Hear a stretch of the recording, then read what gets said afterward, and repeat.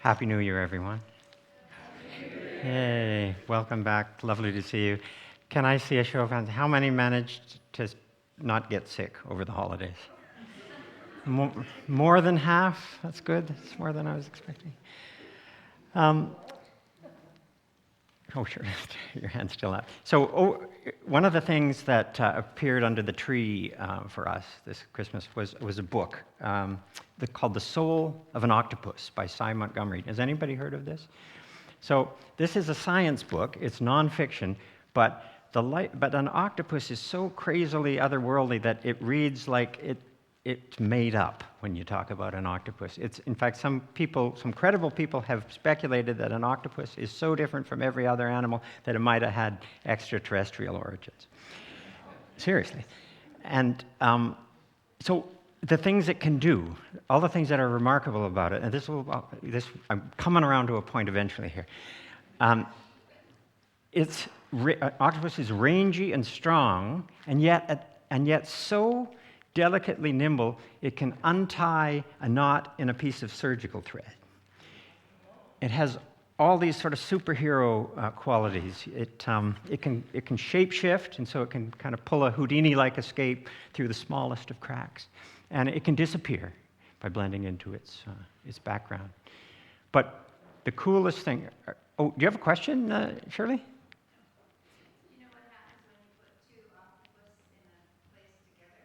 Two of them together, do they kill each other?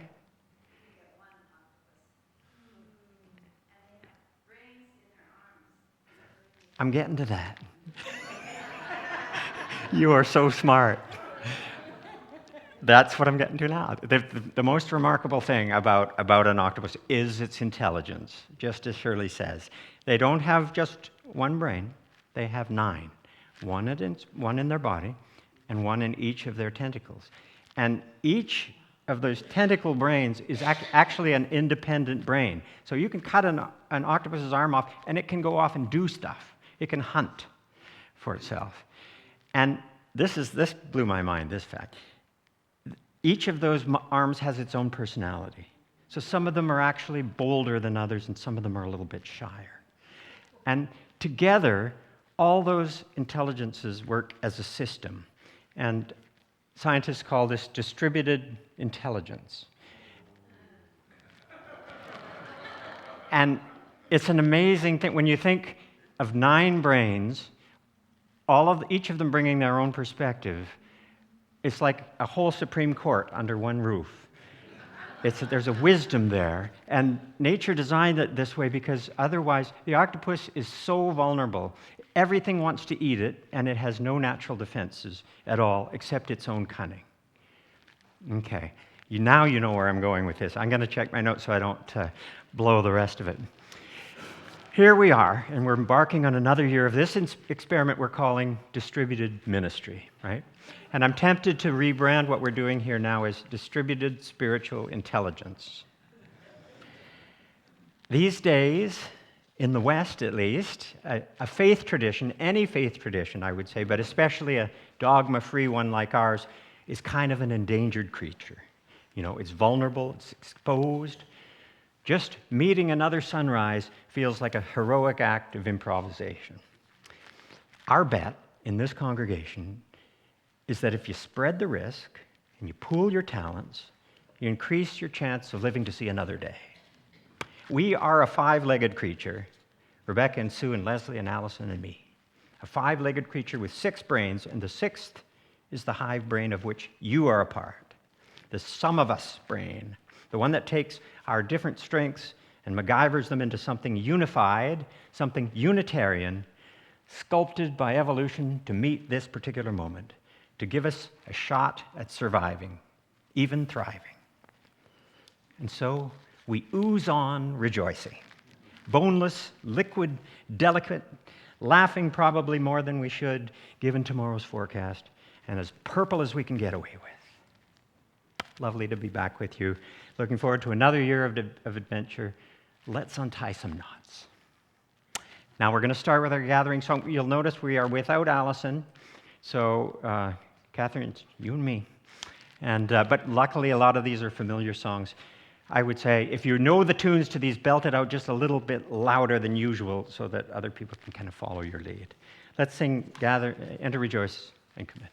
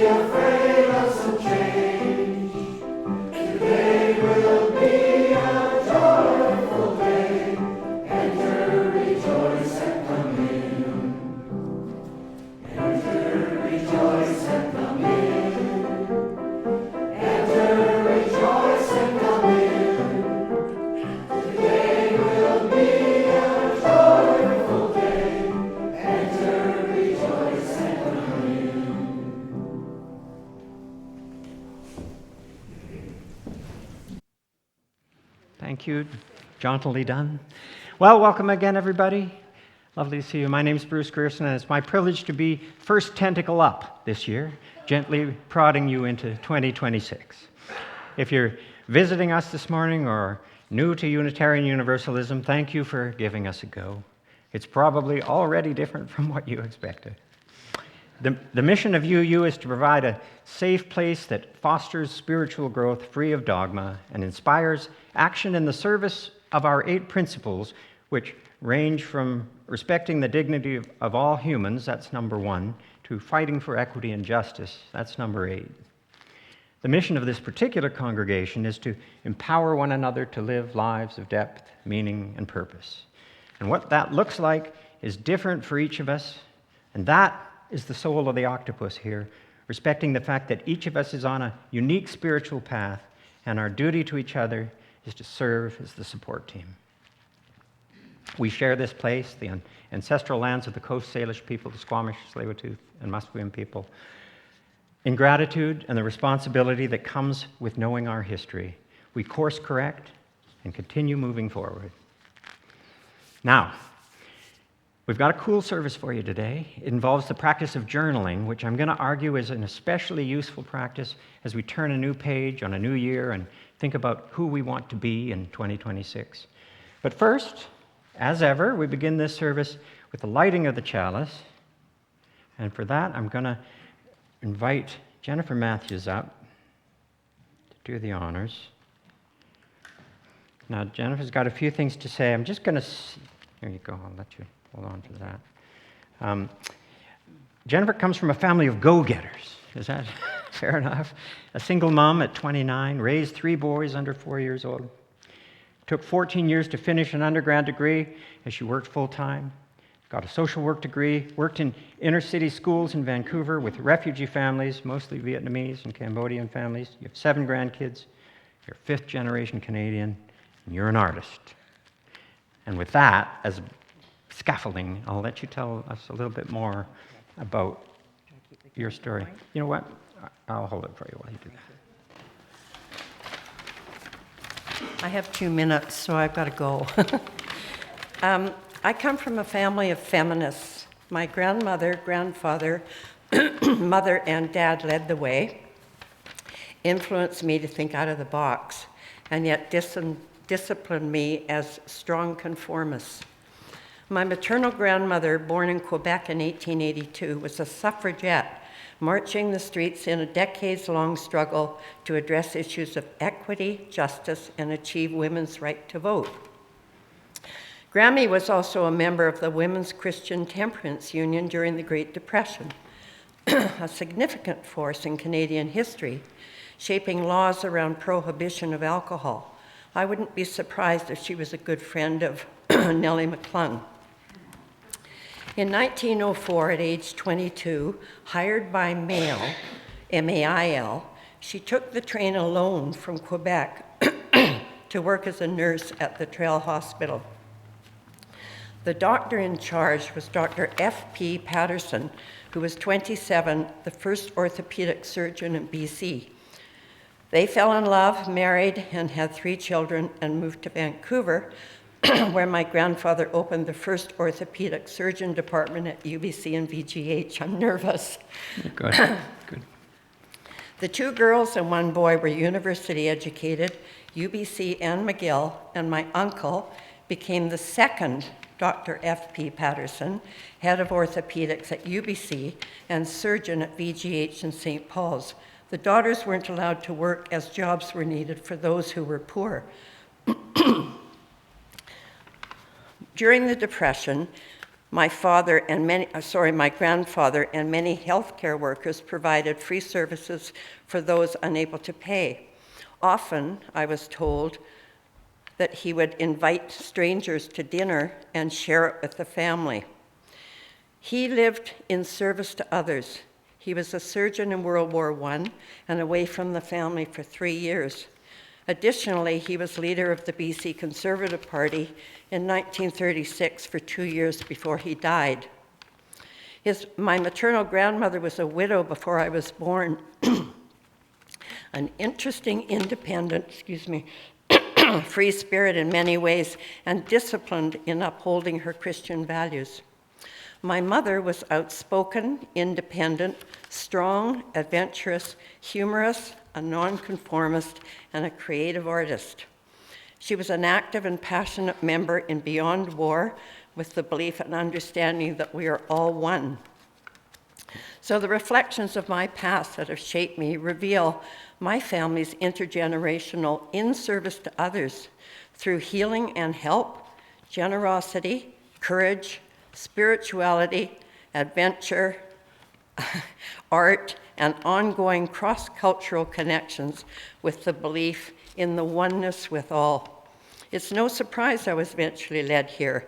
I wish my parents, Marge and Steve White, were all still alive, as they also were committed members of this very same church.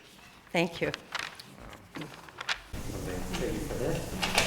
Thank you so much. Great. Always interesting to hear people's paths. We kindle this flame as a symbol of our gathering. May the light of understanding illuminate our darkness. May the warmth of sharing bring us peace. Thank you. Our second candle that we light is the candle of joys and concerns. Does anybody have an update on Uta Weideman? How's she doing, Joanne? Uta broke her hip a couple of weeks ago, but she was left the hospital Thursday, and her family are having care brought in day and night until she gets better. Does anybody have any other joys and concerns that they would like to share? I'm noticing people aren't using the Joys and Concerns book out there as much. Please feel free to do that even if it's somebody who's close to you and isn't in the congregation, to say their name sometimes in public is a nice thing. Our final candle is a candle of global concerns, and this is where we turn our attention beyond this community. Sometimes I feel with this candle, we really don't have the words to deal with all that's going on a global level. Sometimes I leave a moment of silence or two in this space. But today, I've asked Diane Hicks to lead us in a short meditation, which is lovely. And so I'll turn the next 4 or 5 minutes over to you, Diane. And let's make sure your mic works. And then after that, we'll come out of it with a gong of the bell. Is it working there? Is it up a bit? Is that better? Okay, good. So, as usual with meditation, I recommend closing your eyes, putting your feet on the floor, and settle right into your chair. This is a time for you. It's a new year, and we can leave all the anxiety and excitement of December activities behind us and be here in this room now. And we have nothing to think about, to plan. Not this afternoon, not shopping, or an upcoming vacation, or a sick friend. We just have us right now. So focus on your breath, the rise and fall of your chest, the air flowing to your nose, and relax. Use your breath to relax the different parts of your body where you feel tension. And I want you to picture being on a deserted tropical beach. You are sitting on the sand, or perhaps in a chair, and you can hear the soft breaking of the waves, and you smell the saltiness of the sea, and feel the warm air gently against your face.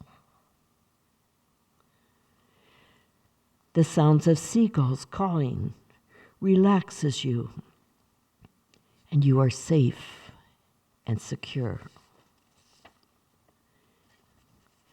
And this scene brings you to the present moment. This is a magical healing place. Time is standing still.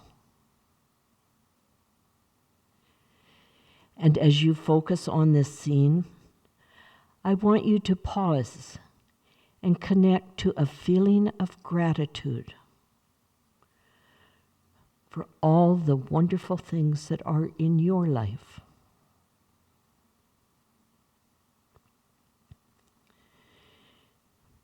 And as you gaze at the ebb and flow of the water,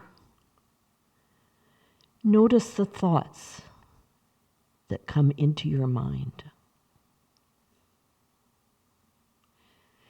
Place those thoughts on the sand and watch as the tide takes them out to sea.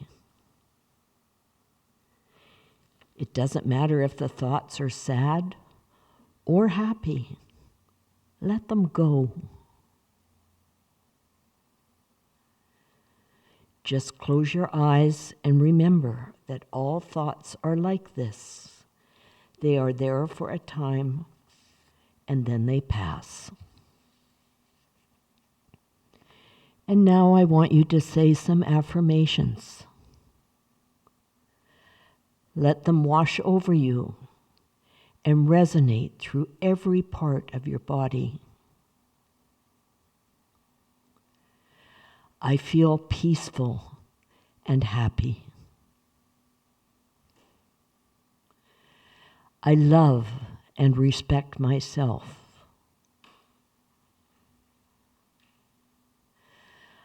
I love others and others love me.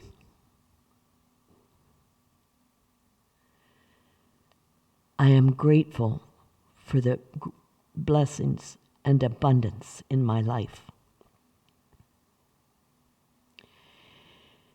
As I go forward into the new year, these thoughts will stay with me.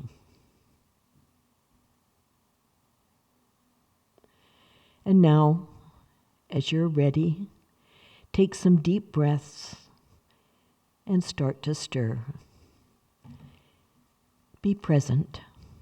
Come back to this room.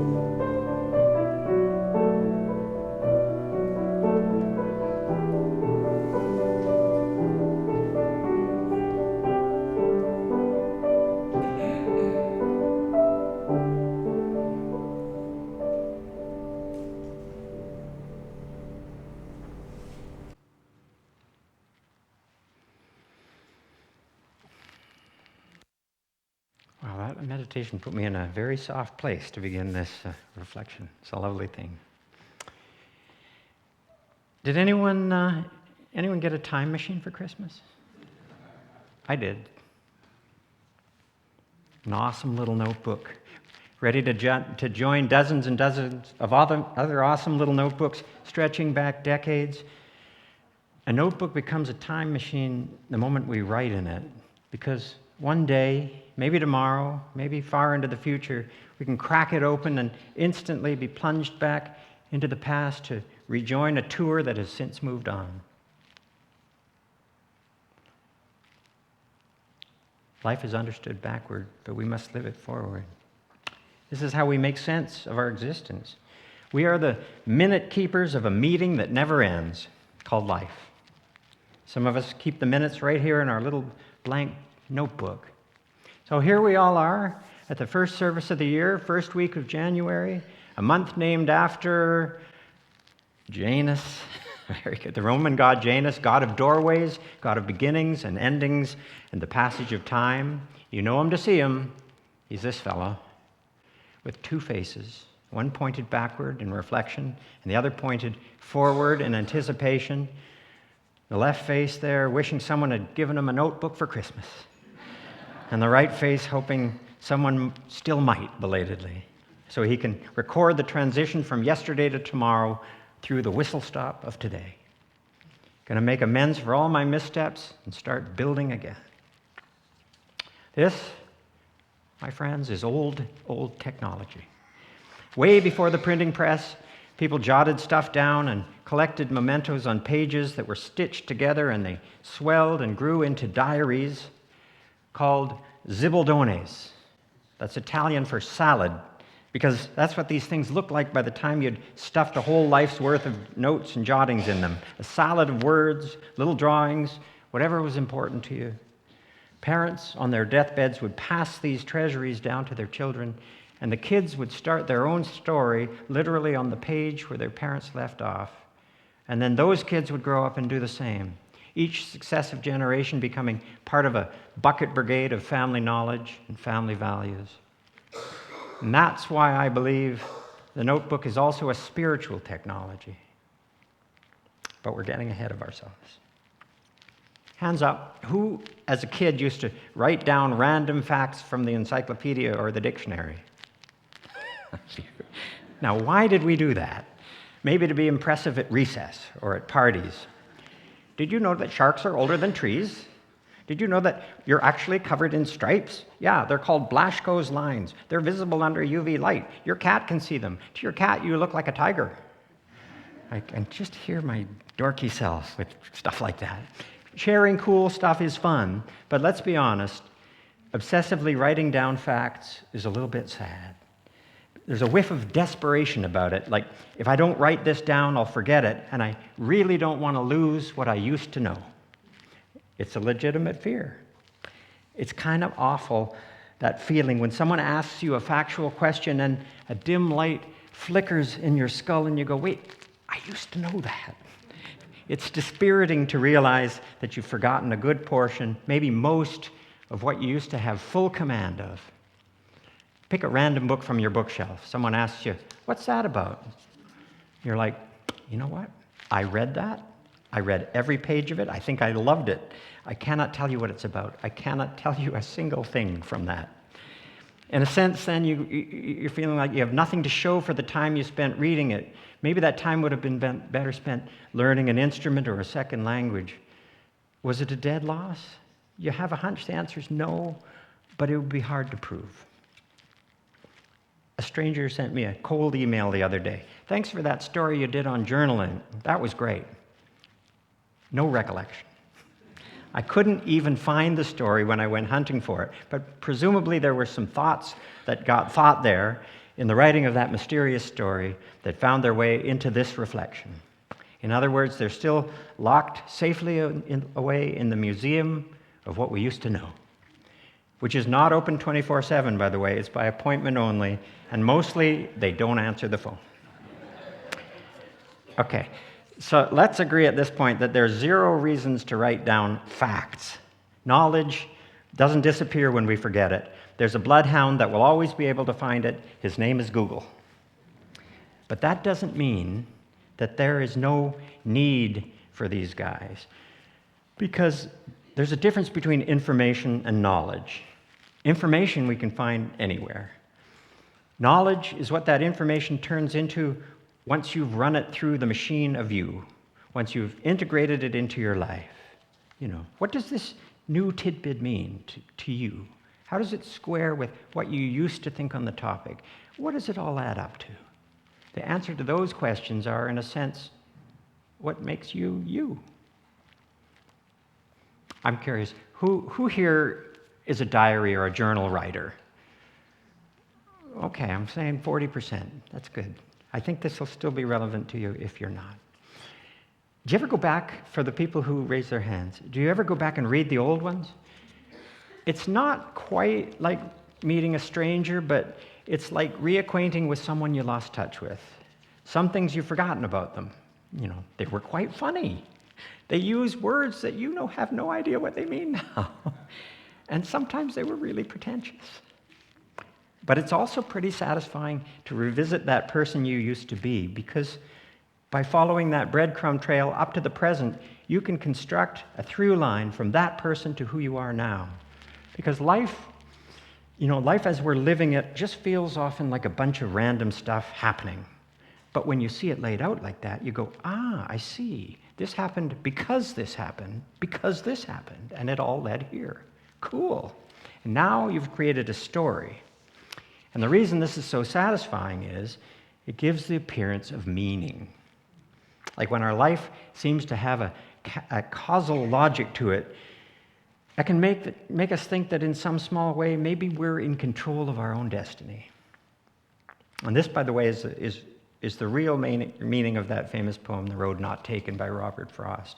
It's about rationalizing as a choice decisions that in your heart were really mostly pure chance. So we go, life's a journey and we're making progress. Look how far we've come. Okay, capture and review. These are the two big functions of a journal. And there's a third function we'll talk about in a moment, but let's dive into these two for a sec. So the capture function, again, you're not capturing facts that can be Googled, but little things in your personal universe. Stuff that happened to you, stuff that you overheard or observed, that everyday poetry of what people do and say, the things you're sure you'll never forget, but oh yes, you will. You will forget them unless you write them down. I carry a little notebook in my back pocket. You may have noticed I'm always scribbling stuff down. It makes me look mad and pathetic sometimes, but there's method in the madness.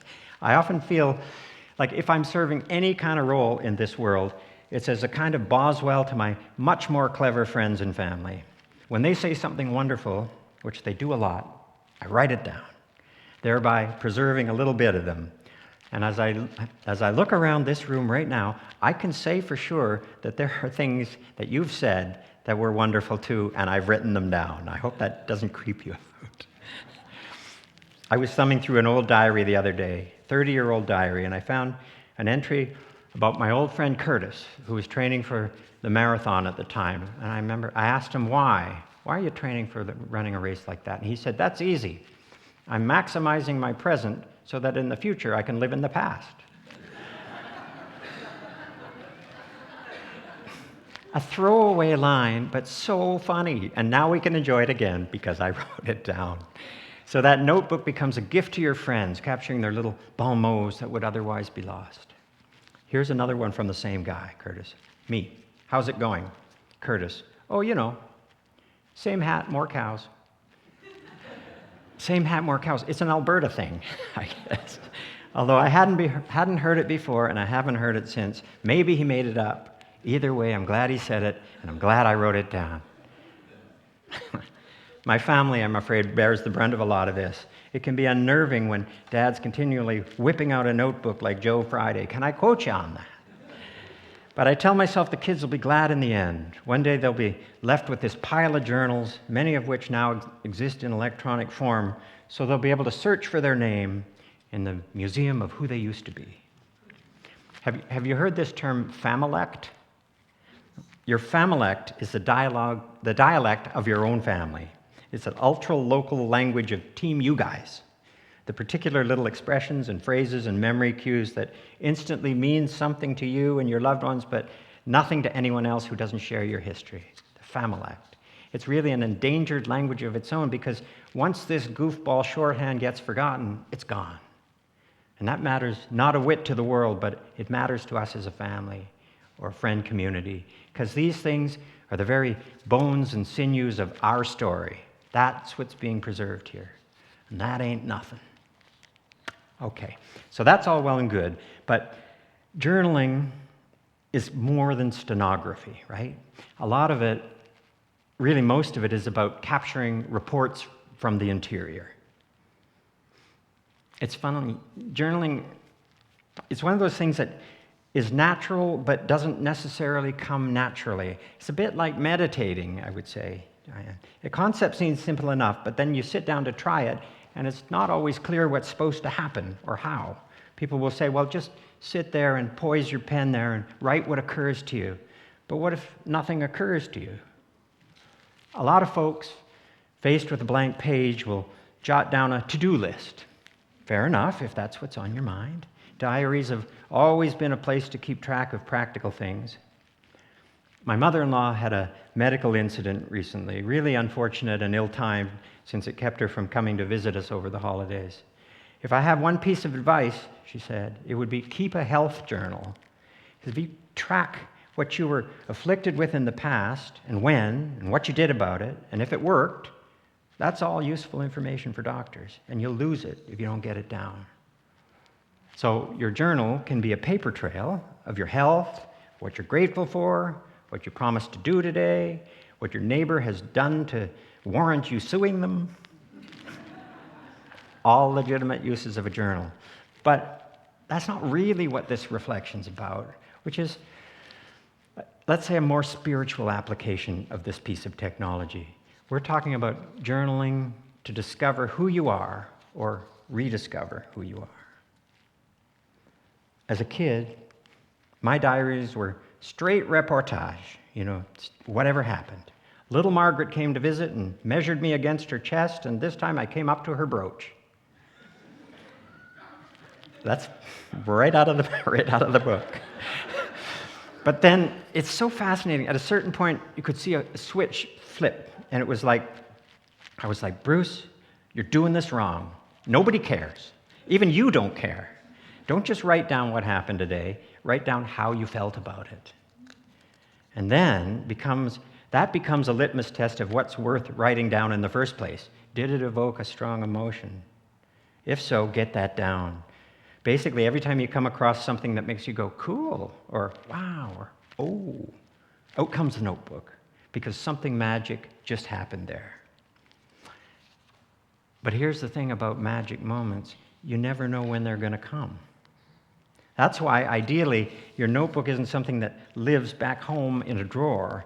You should keep it close in your back pocket or your purse. You got to have it at the ready. Otherwise, you're like an outfielder standing in the outfield without a glove. Something could come your way at any moment. And I don't need to tell you this, but deep fly balls come out of this pulpit here on a Sunday morning at a tremendous clip. Rebecca and Sue and Leslie and Allison, these people hit for power. So often I'm like, cool, or wow, or oh. And sometimes the notebook's not at hand. So you grab an envelope from the back of the chair and the little golf pencil and you scribble down a few keywords. You collect them. That's why they call it a collection envelope. But, and this is important, that can't be the end of it. At some point, you have to gather up those scraps of paper and transfer the notes to a proper journal while you still remember what that chicken scratch actually means. And you've got to do this transfer sooner rather than later because it's shocking how quickly your memory decays. There have been studies actually on this. Let's say Marcia says something wise about the environment, scratch, scratch. Tonight my note will pretty reliably bring back that quote. But tomorrow, no guarantee. 40% of that memory is gone within a day. If you wait a week, forget it. So you've got to reliably transfer it while it's hot. It's a great idea, I believe, to make a nightly habit of capturing the day. Ask yourself, what stuck with me? What has stuck with me about this day? I actually find it useful to think of a day like a script of a TV show. What was the A story and what was the B story of today? So the A story is the one that drives the plot, and the B story is a secondary one that develops character. And sometimes there's a C story for comic relief. So your A story is the main thing you'll remember the day for, the big thing that happened. The B story involves some person in your life, or maybe on the edge of your life, who you got to know a little bit better. And the C story is the biggest laugh that you had. The astronaut Story Musgrave, he's a guy, remember we talked about him a couple of weeks ago in the space service. He's the guy who fixed the Hubble Space Telescope. He told me he likes to keep 3 notebooks going at all times. One for facts, one for feelings, and one for applications.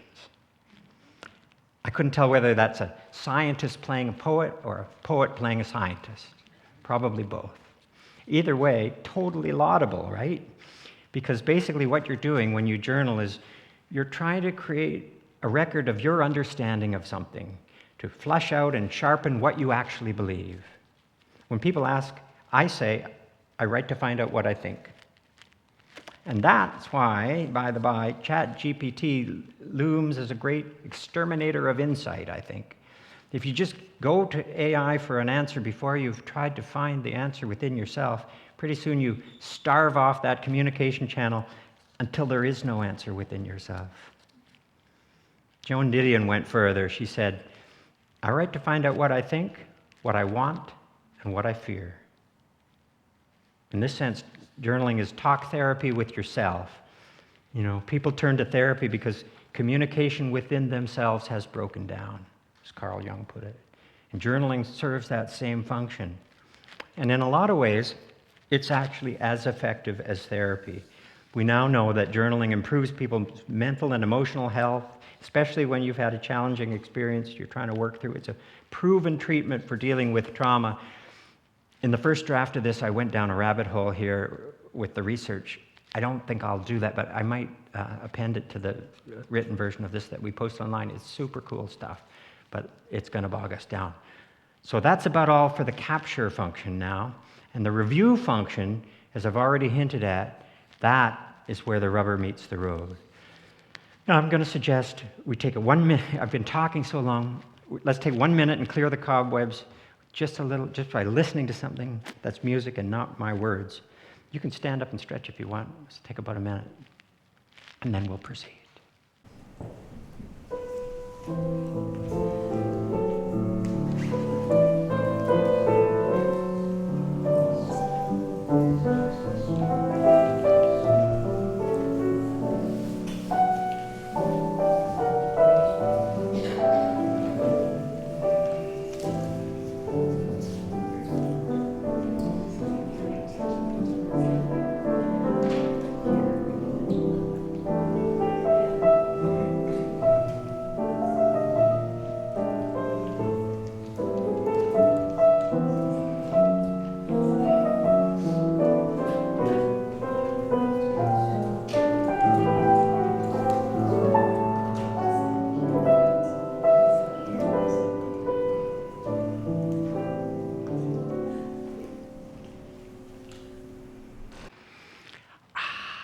Very nice.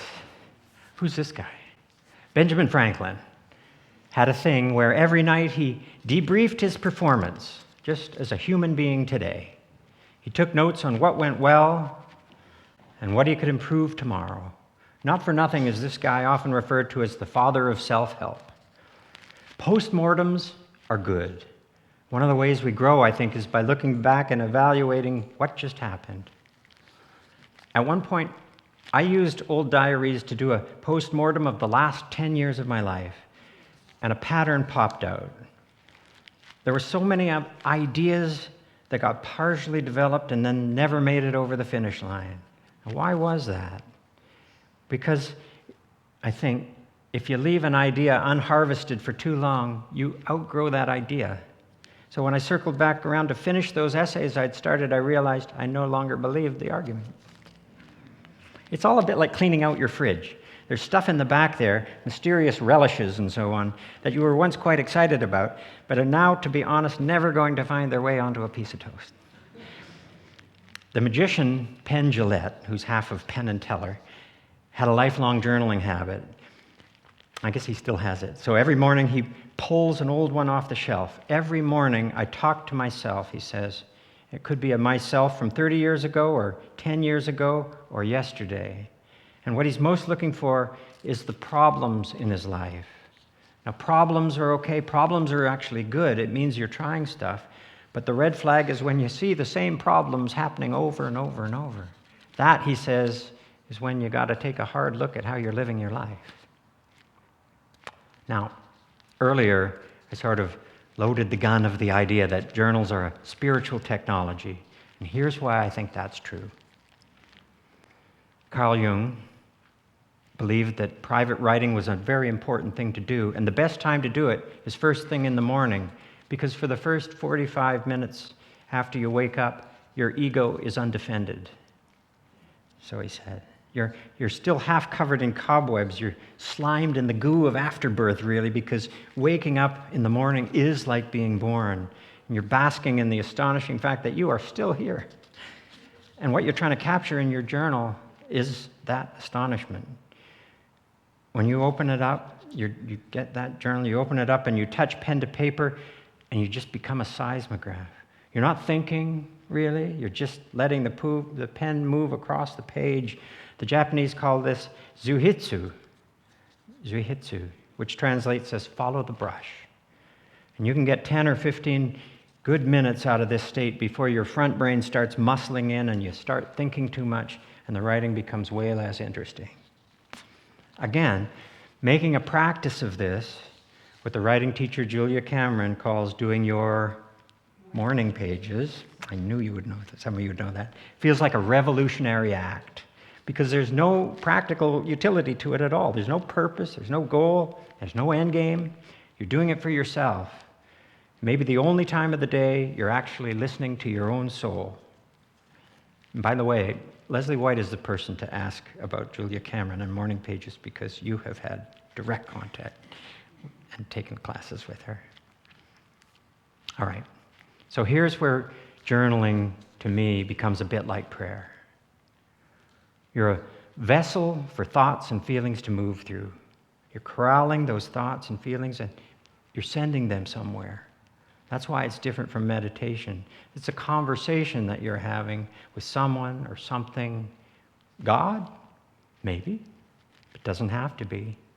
Could just be this part of yourself that's stubbornly refusing to hear the deep truths about yourself that you're gathering insight into, and now you're yearning to share. It's the sending that's important. It's articulating the thoughts. Help. Thanks. Wow. I see. I know of someone who found an old journal and in the front was a dedication. Dedicated to me, the me of the future. There's such tenderness in that. It's almost the way a parent writes a private note to a child. I believe in you, and I always will be here for you. Even after the parent is gone, that voice remains. This is how we break bread with the dead. There's an amazing detail in the diary of Anne Frank, something she wrote in the summer of 1943. She's hiding in an attic at home, in a home in Amsterdam, and she realizes she's lost all track of time. That's because her usual timekeeper has fallen silent. The bell tower in the church next door no longer chimes. Turns out the Nazis have stolen all the bells in the city to melt them down for bombshells. History is in the details. The details say, this is what it was like to be alive at that moment. You'd never imagine that a feature of daily life in wartime would be eerie silence.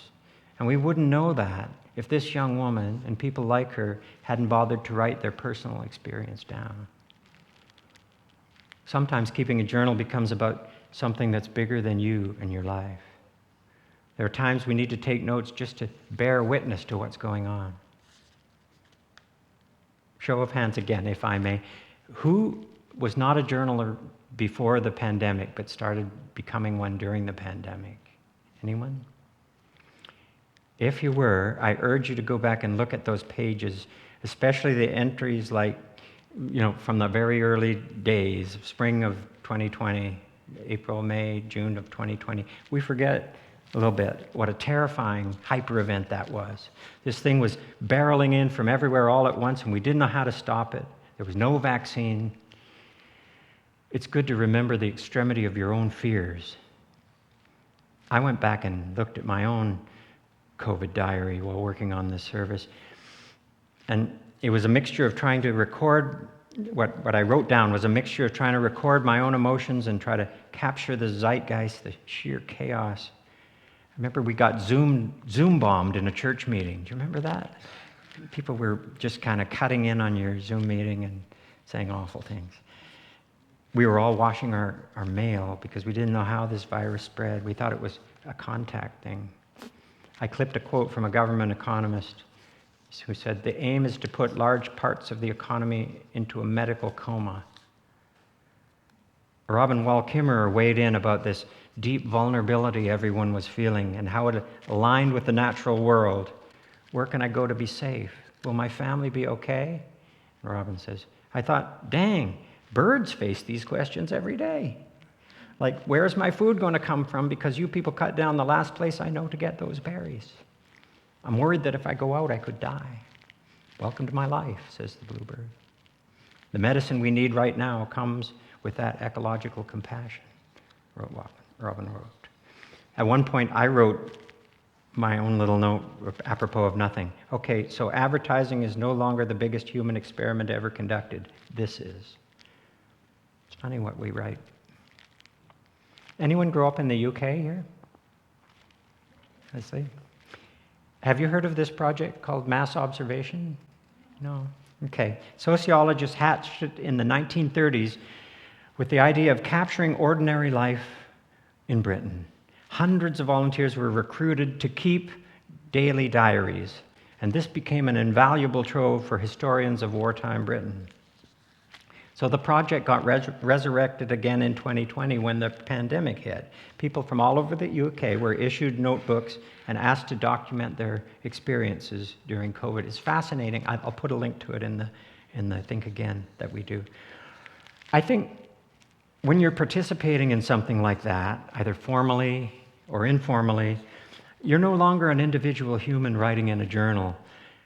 At this point, you're a citizen historian.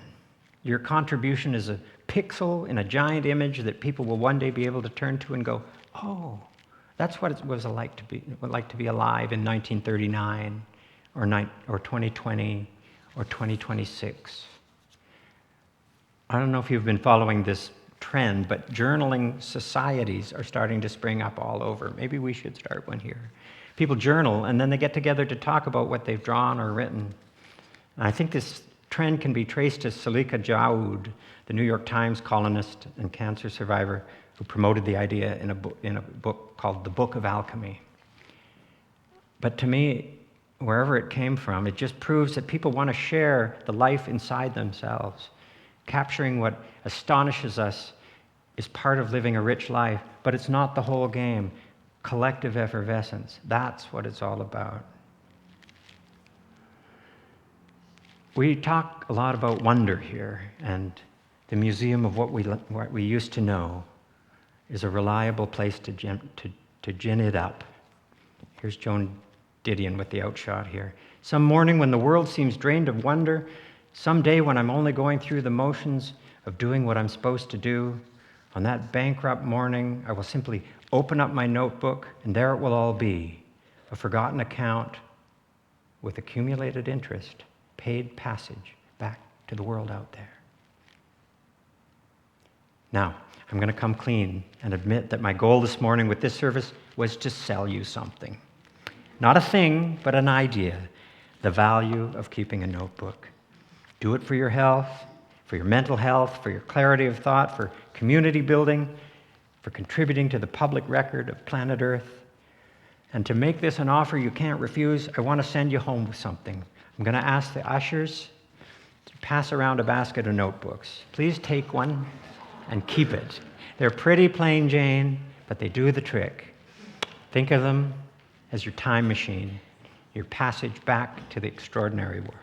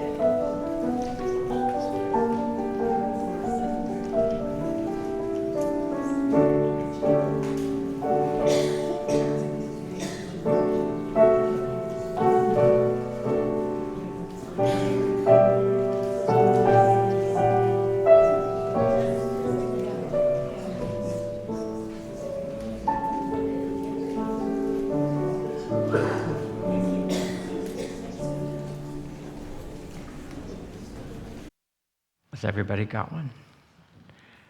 We made 90, so if you know of somebody who couldn't make it this time, you could tell them that there may be one for them next time when they go. All right, each month we collect funds for a registered charity whose mission is in line with our values. We call this Outreach. During January, collection plate donations marked Outreach will be donated to the Lookout Housing and Health Society. This is a wonderful operation. It's a local shelter that offers support and solutions to people with multiple challenges, including poverty, mental health issues, substance use, chronic health issues, the whole catastrophe. Please give as generously as you're able.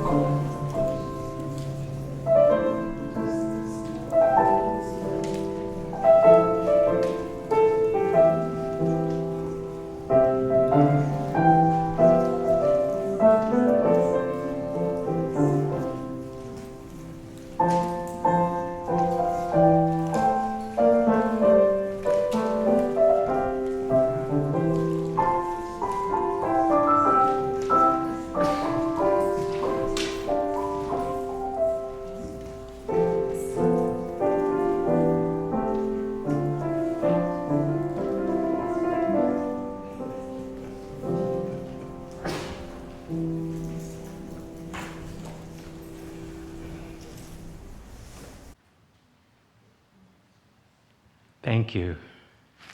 Thank you, Jennifer and Elaine, for collecting, and thank you to everybody for all you do in this building and out in the community beyond it. It gets noticed. Announcements, we just have a few. After the service, I hope you'll join us downstairs. Diane, even though she was leading the meditation, still had some casseroles in the oven. I hope part of her mind wasn't on those casseroles. And suggested donations $5, but please just come, even if you didn't bring any money. Next week, we explore the last acceptable prejudice. And I'm talking about ageism And it goes both ways. We're going to get to the bottom of this, why it's still so pervasive and what we can do about it. I think you're going to like this one. There's some amazing research around it and some good stories. Also, our amazing choir returns next week. So please join us and bring a friend. And now for our closing song. Luckily, again, it's a fairly familiar one. I would say anyone who's really familiar with the song, really sing out loud for the first bit. Everybody knows the chorus, but the first bit is a little bit tricky. So sing out loud and people will follow your lead. Bring it on, Joni.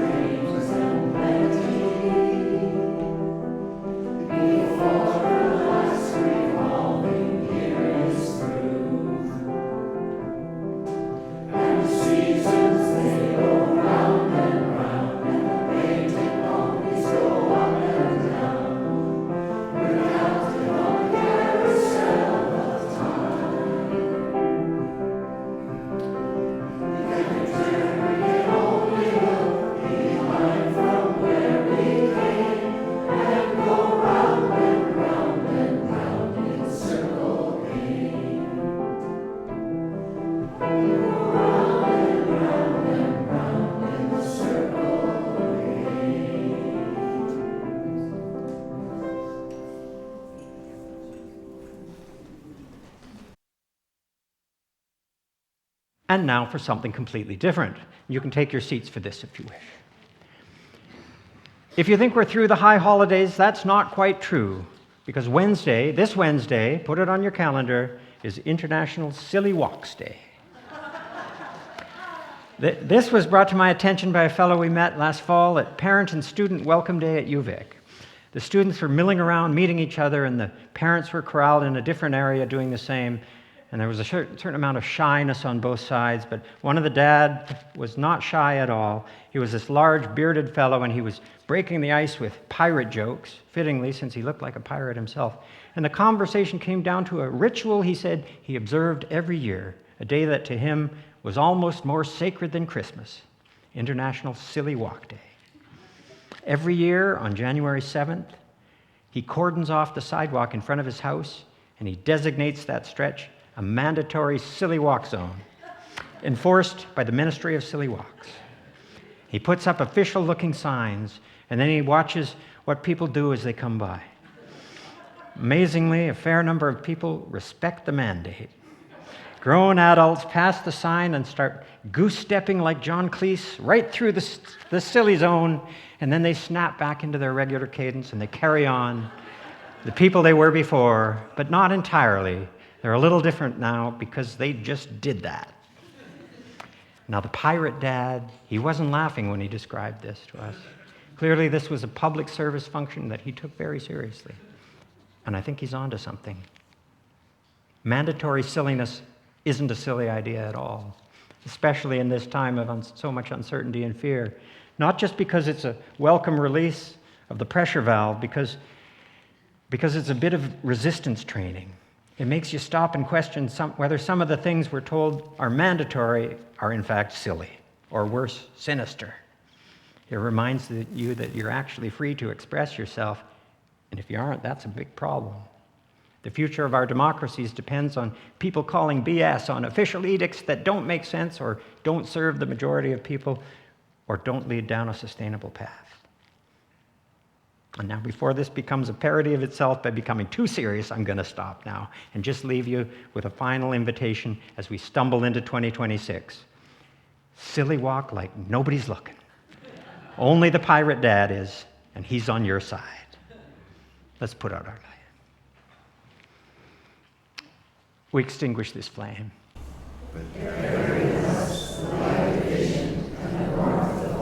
The world calls us to live with depth, meaning, and purpose.